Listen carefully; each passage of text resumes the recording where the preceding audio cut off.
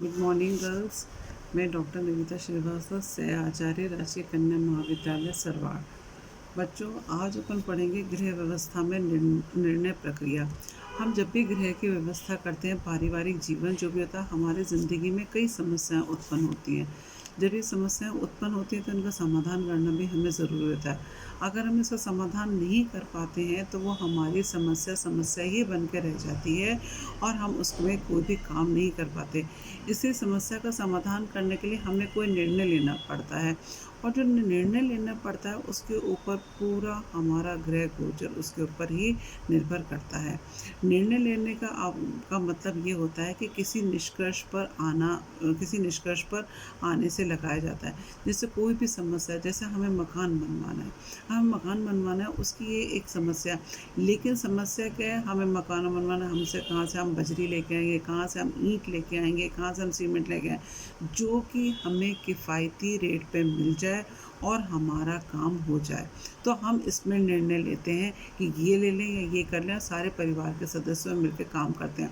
लेकिन कई समस्या ऐसी भी होती है जिसमें कि निर्णय लेना ही नहीं पड़ता है। जैसे कि मुझे पटना जाना है और दिल्ली से पटना जाने के लिए एक ही ट्रेन है, अब उसका कोई विकल्प ही नहीं है। अब जाना है तो ट्रेन भी एक है और उसी से ही जाना पड़ेगा। तो इसमें हम निर्णय लेना ही नहीं है कि अब तो जाना है तो इस ट्रेन से जाना है। तो कई बार क्या होता है, किसी समस्या का कई बार कोई विकल्प भी नहीं होता है और हम ये मान के चलते कैसे करें, क्या करें, जब विकल्प ही नहीं है तो हमें उसी के अनुसार चलना पड़ता है। लेकिन परिवार के जीवन में कुछ अत्यंत समस्या होती हैं जो कुछ साधारण होती हैं और जिनका समाधान भी साधारण होता है। लेकिन कई समस्या हमारी बहुत जटिल होती हैं जिनके के लिए हमें माथापच्ची भी करनी पड़ती है और हमें ये सोचना पड़ता है कि हम इसके लिए क्या निर्णय करें। और ये दैनिक जीवन में हम देखते हैं कि रोज़मर्रा में हमारे पास कोई ना कोई समस्या उत्पन्न होती रहती है। हम रोज़ कोई ना कोई निर्णय करते हैं, हम रोज़ उस समस्या से बाहर निकलते रहते हैं और ये हमारी एक तरह से दिनचर्या का भाग हो जाता है। जैसे सुबह क्या खाना बनेगा, शाम को क्या खाना बनेगा, कल शादी में जाना है, कौन से कपड़े पहनने हैं, आज मुझे अपनी जगह जाना है, वहाँ क्या होना है, या क्या कहते हैं, कोई भी चीज़ें होती हैं तो रोज़मर्रा के थे। लेकिन कई समस्या ऐसी होती हैं जो बहुत लंबी होती हैं जिसमें हमें विवेकपूर्ण तरीके से काम करना पड़ता है। जैसे लड़के की शादी करना, मकान बनवाना, लड़के के लिए लड़की ढूंढना, बच्चे को उच्च शिक्षा दिलाना, कौन सी जगह पे भेजना, ये सब चीज़ें जो होती हैं वो प्राथमिक होती हैं। निर्णय प्रक्रिया प्रबंध का एक बहुत प्राथमिक और सबसे महत्वपूर्ण कार्य है और ये गृह व्यवस्था का एक तरह से हृदय है जिसके बिना कि गृह प्रबंध का कोई महत्व नहीं है। अगर हमारा निर्णय उस परिधि के अनुरूप चल जाता है तब तो हमारा काम अच्छा रहता है। अगर हम उस परिधि से बाहर चले जाते हैं और हमारा निर्णय असफल हो जाता है तो हमारे सारे कार्यक्रम और सारी परिस्थितियाँ हैं वो हमारे सारी चीज़ें खराब हो जाती हैं। तो एक तरह से ये भावी कार्यक्रम के लिए एक निर्णय एक प्रकार से पूर्वानुमान होता है कि मैं ये कर लेती हूँ और ये उचित निर्णय लेने के लिए आवश्यक है कि हमारी भावी जो भी परिस्थितियाँ हैं और जो भी कार्यक्रम है उसमें हम कल्पना शक्ति के द्वारा अपना पूर्वानुमान कर लेते हैं। फिर निर्णय प्रक्रिया के मुख्य चरण, हमें मुख्य चरण होते हैं निर्णय प्रक्रिया में। सबने अपने एक क्योंकि निर्णय प्रक्रिया एक बहुत जटिल और पेचीदा प्रक्रिया है। इसमें काफ़ी सूझबूझ की भी आवश्यकता पड़ती है और प्रारंभ में तो किसी समस्या के ज्ञात होने से और समस्या के समाधान का विशिष्ट तरीके से चयन करने का भी बहुत बड़ा करने पर भी अंत होता है। कई विशेषज्ञों ने इसके लिए अलग अलग स्टेप्स बताए हैं, है ना, चरण बताएं। जैसे मैं बताती हूँ, जॉन डीवी ने कहा है समस्या को पहचानो, विकल्प की पहचान करना, कौन सा विकल्प सर्वोत्तम है। इसी प्रकार उसने कहा है, क्या कहते हैं, प्रसिद्ध विद्वान एलन ने कहा है समस्या के प्रकट होने की व्यवस्था, तथ्यों को खोजना, वास्तविक समस्या को पहचानना, विकल्प की खोज, उत्तम दल का चुनाव, क्रियाविधि का निर्धारण करना।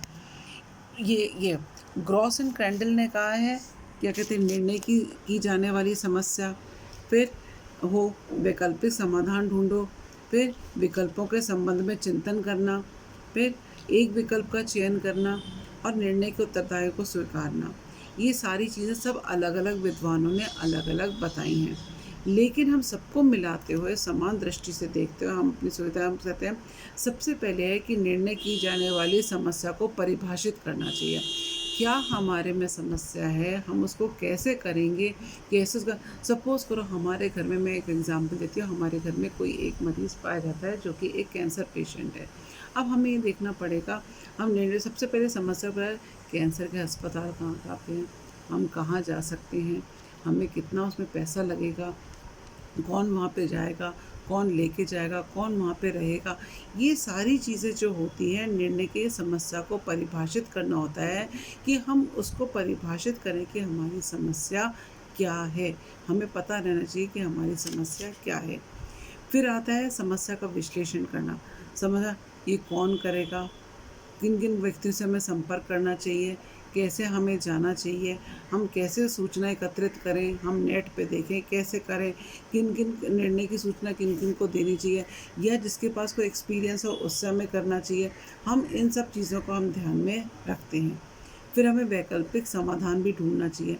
वैकल्पिक समाधान क्या है? जैसे कि हमने ये मान के चला कि चलो ये हमारे सामने समस्या उत्पन्न हो गई है, तो हमें उसका विकल्प भी ढूँढना चाहिए कि अब हम उसका वैकल्पिक समाधान भी ढूँढना चाहिए।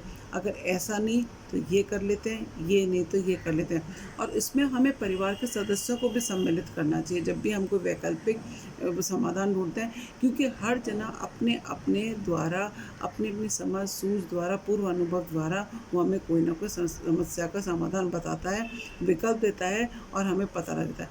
जैसे मैं एक उदाहरण देती हूँ, एक व्यक्ति को फ्रिज खरीदना है। अब वो फ्रिज खरीदना है तो उसको सारे मॉडल्स के बारे में पता है। वो सारे मॉडल्स के बारे में देख लेगा, अच्छा इसमें ये, इसमें ये, इसमें ये, इसमें ये। अब वो कन्फ्यूज़ हो जाता है कि अब इनमें से मैं कौन-सा सबसे अच्छा लूँ? अब उसको तो सारे विकल्प के बारे में पता है। तो जो भी विकल्प का समाधान है, अब उन विकल्पों में से भी एक ढूँढना भी एक बहुत बड़ी समस्या का समाधान हो जाता है। तो उसको अपनी कल्पना शक्ति लगानी पड़ती है, तर्क शक्ति लगानी पड़ती है, पूर्वानुमान, अनुभव और अन्य व्यक्तियों के साथ विचार विमर्श करके फिर वो एक निर्णय लेने लगता है, जो कि उसके लिए काफ़ी मुश्किल हो जाता है। कई बार हमारे पास बहुत ज़्यादा विकल्प भी होते हैं, तो भी निर्णय लेना मुश्किल हो जाता है।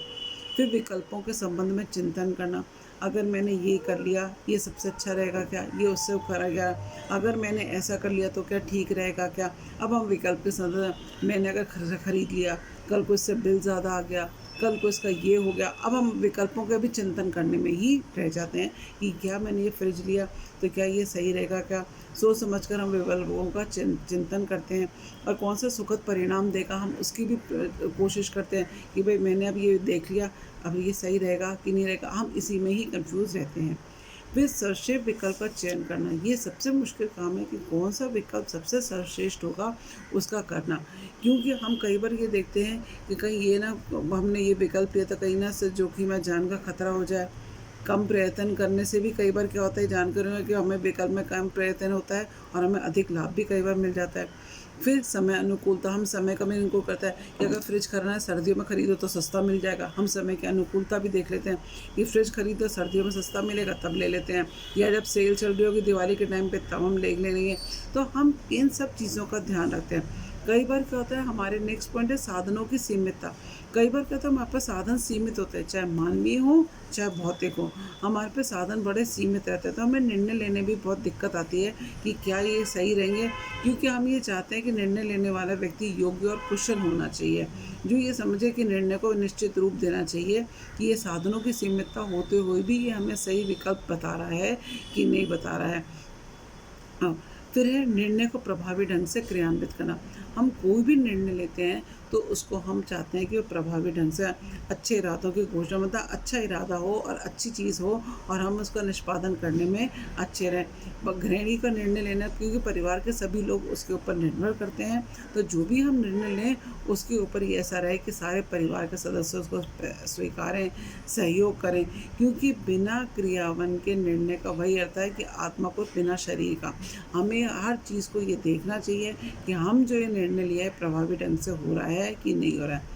फिर निर्णय के परिणामों को स्वीकारना, अब मैंने तो निर्णय ले लिया, अब क्या ये मेरा पॉजिटिव आता है या नेगेटिव आता है, या अब हमें इस परिणाम को तो स्वीकारना पड़ेगा। ये ज़रूरी है कि निर्णय जैसा भी हो, परिणाम जैसा भी हो, कई बार हमें सोच समझ कर विवेकपूर्ण है, लेकिन कई बार हमें नेगेटिव मिल जाता है, कई बार हमें पॉजिटिव मिलता है, तो हमें स्वीकारना पड़ेगा।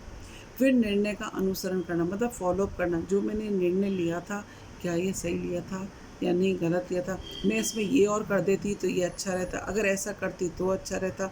हम अपनी कई चीज़ों का फ़ॉलो अप करते हैं, फिर जब हमारे सामने फिर वही दोबारा समस्या खड़ी होती है, तो अब हम क्या करते हैं, फिर अब हम उसको पहले पता है हमने पहले धोखा खाया था, अब हम ये धोखा नहीं खाएँगे और अब हम इस प्रकार से ये निर्णय लेंगे। तो इस प्रकार से निर्णय प्रक्रिया के कितने चरण होते हैं? 8 चरण होते हैं। पहले निर्णय की जाने वाली समस्या, क्या समस्या? विश्लेषण करना, समाधान ढूँढना, विकल्प के संबंध में चिंतन करना, सर्वोत्तम विकल्प का चयन करना, निर्णय का प्रभावपूर्ण क्रियान्वयन करना, निर्णय के परिणामों की स्वीकृति करना और निर्णयों का अनुसरण करना। ये 8 स्टेप होते हैं जो निर्णय प्रक्रिया के होते हैं।